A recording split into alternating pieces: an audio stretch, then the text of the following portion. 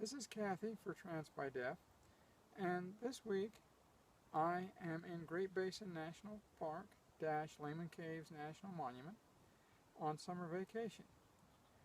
This is one of the places that I really enjoy coming for summer vacation. This year we chose to go to the Grand Canyon, Arches, Canyonlands, Bryce, Zion, and here to Great Basin National Park. Tomorrow I hope to climb the peak that you see in the background, which is Wheeler Peak. This park holds a lot of fond memories for me. When I was a boy at age 7 or 8, my father brought my mother and brother and I here. We went to Lehman Caves, which was then Lehman Caves National Monument, and went through the caves, and then collected pine nuts and went home over Labor Day. 2 or 3 years later, when I was first married, my wife and I came here and we climbed Wheeler Peak, which is the peak that you see there in the background. A few years later, I brought my daughter here when she was 3 or 4, and we went through the cave and hiked up on the mountain. And tomorrow I hope to spend some enjoyable time hiking to the top of Wheeler Peak. This brings us to the topic for this week, which is really related to being here in Great Basin National Park. The topic is, what are your plans for your summer vacation this year?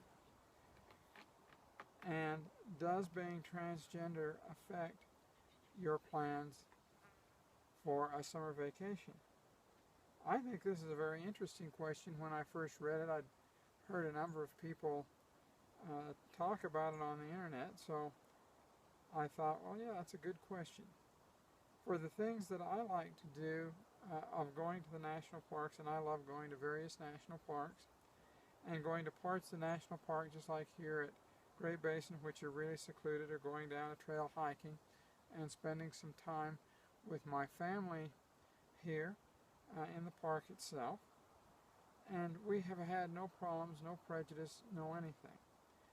The big problem comes when my wife plans the vacation and we go to historic sites in Illinois, in New York, in parts of Florida, where we have encountered some very intense prejudice.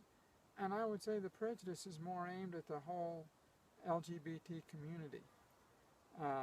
Since my transition, you must realize that my wife and I are seen by most people as a lesbian couple, and that brings the dislike for lesbian couples down upon my family, and I really dislike that.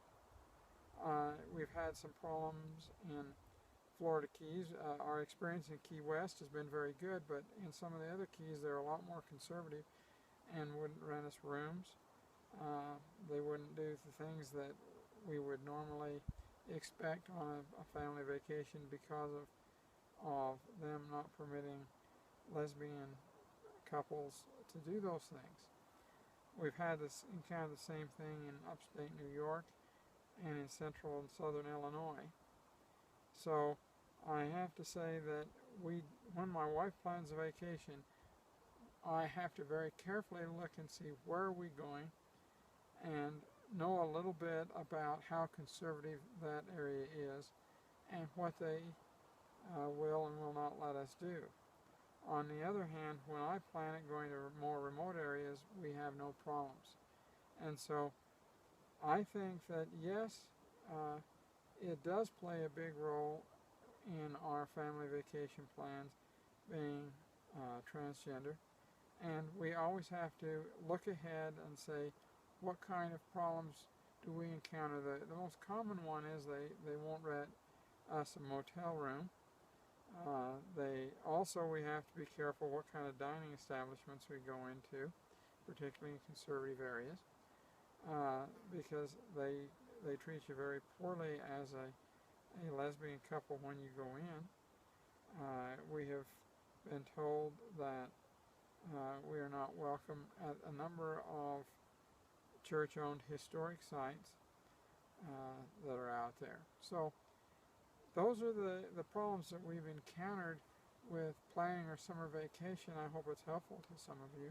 We'll reiterate the fact that tomorrow I hope to climb Wheeler Peak. Well, thanks for joining us. We'll see you again next week. Bye.